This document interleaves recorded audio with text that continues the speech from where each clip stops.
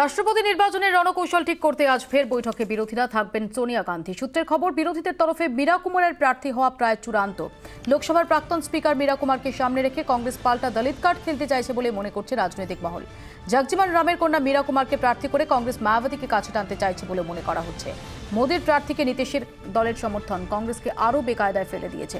আমাদের সঙ্গে টেলিফোন লাইনে রয়েছেন জ্যোতির্ময় কর্মকার। জ্যোতির্ময়, ঠিক কোন প্রেক্ষিতে দাঁড়িয়ে আজকের এই বৈঠক এবং সত্যিই কংগ্রেসের জন্য কি আদৌ স্বস্তির জায়গা আছে? হ্যাঁ, খুব স্বাভাবিকভাবেই কিন্তু এই মুহূর্তে চূড়ান্ত অস্বস্তিতে রয়েছে কংগ্রেস। ইতিমধ্যেই সংসদে বৈঠক শুরু হয়ে গিয়েছে। স্বয়ং সোনিয়া গান্ধীর নেতৃত্বে এই বৈঠক হচ্ছে এবং রয়েছেন প্রাক্তন প্রধানমন্ত্রী মনমোহন সিংও। যে পরিস্থিতি আজকে সকাল থেকে আমরা দেখছি যে গতকাল নীতিশ কুমারের তরফ থেকে রামনাথ কোবিন্দকে সমর্থনের কথা ঘোষণা করে দেওয়ার পর থেকেই কিন্তু বেশ কিছুটা বেকায়দায় পড়ে গিয়েছে কংগ্রেস। তার কারণ, বিহারে কংগ্রেস এবং জেডিইউ একসাথে একসময় নির্বাচন লড়েছে এবং স্বাভাবিকভাবেই তাদের মধ্যে একটি জোটের সমঝোতা ছিল। এবং এই মুহূর্তে দাঁড়িয়ে রাষ্ট্রপতি নির্বাচনকে কেন্দ্র করে বিরোধী শিবির থেকে জেডিইউর চলে যাওয়া কিন্তু কংগ্রেসের জন্য ব্যক্তিগতভাবে একটি ফেস লস।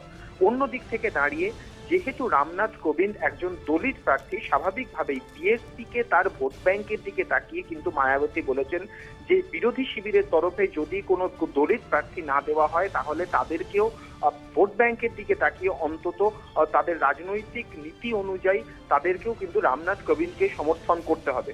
অপর দিক থেকে দাঁড়িয়ে সিপিএম এর তরফে বলা হয়েছে যে তাদের পছন্দের প্রার্থী হচ্ছে গোপাল কৃষ্ণ গান্ধী এবং তার পাশাপাশি দলিত প্রার্থী হিসেবে তারা প্রকাশ আম্বেদকরের নাম তারা প্রস্তাব করেছে। এই পরিস্থিতিতে দাঁড়িয়ে কিন্তু এনসিপি শরদ পাওয়ার তিনিও কিন্তু বেশ কিছুটা বিজেপির দিকে ঝুঁকে রয়েছেন।